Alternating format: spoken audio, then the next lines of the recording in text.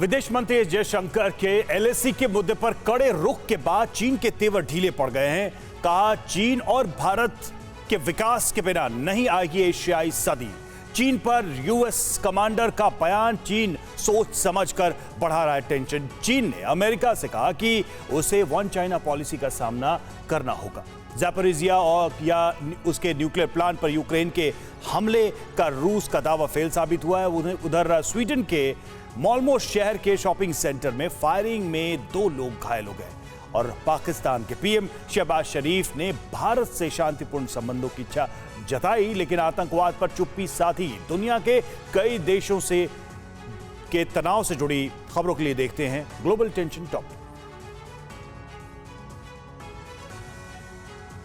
विदेश मंत्री एस जयशंकर के एलएसी के मुद्दे पर कड़े रुख के बाद चीन के तेवर ढीले पड़ गए हैं। बीजिंग की तरफ से अब दिल्ली के साथ समन्वय और साझेदारी की बात कही गई है।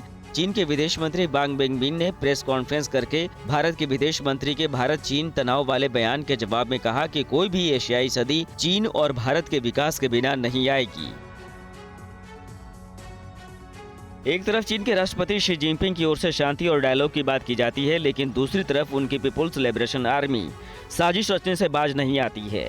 अमेरिका के 7वीं फ्लीट के commander vice admiral Carl Storms ने सिंगापुर में चीन को लेकर मीडिया के सामने बड़ा खुलासा किया और कहा कि चीन जानबूझकर तनाव पैदा करने में लगा हुआ है। चीन के फाइटर जेट्स सोच समझकर ताइवान, अमेरिका और दूसरे देशों के करीब उड़ान भर रहे हैं, जिससे इंडो पैसिफिक क्षेत्र में अपना दबदबा दिखा सके।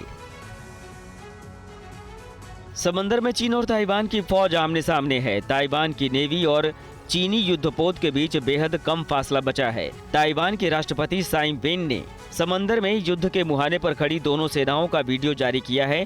ताइवान मिसाइल टेस्टिंग साइट के पास चीन का विध्वंसक गाइडेड मिसाइल भी दिखाई दे रहा है। ताइवान के मिसाइल लॉन्च से ठीक पहले चीन के युद्धपोत का एक्शन टेंशन बढ़ाने वाला है।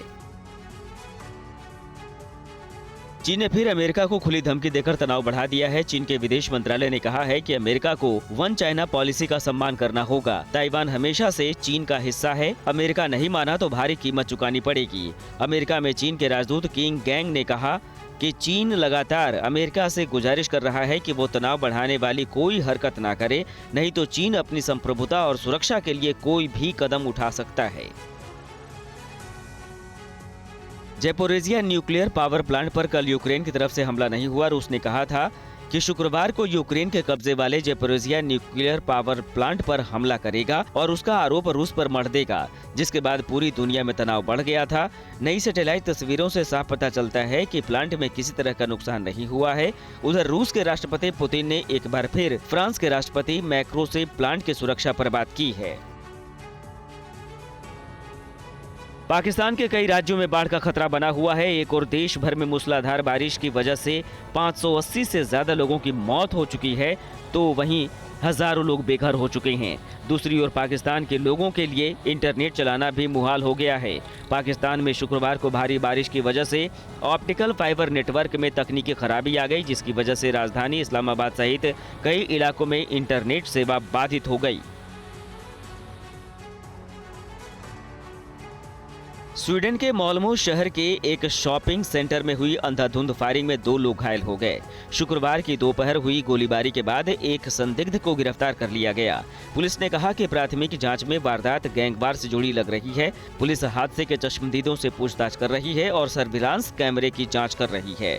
फिलहाल वहाँ कोई भी खतरा नहीं है। पाकिस्तान के पीएम शहबाज शरीफ ने भारत के साथ शांतिपूर्ण संबंधों की इच्छा जताई है। उन्होंने समानता, न्याय और आपसी सम्मान के सिद्धांतों और कश्मीर मुद्दे के समाधान के आधार पर भारत के साथ शांतिपूर्ण संबंधों की इच्छा व्यक्त की है। लेकिन शहबाज शरीफ आतंकवाद के मुद्दे पर चुप्पी साधे रखे हैं, जबकि भारत पाकिस्तान से कई बार कह चुका है कि आतंकवाद और शांति वार्ता एक साथ नहीं हो सकती।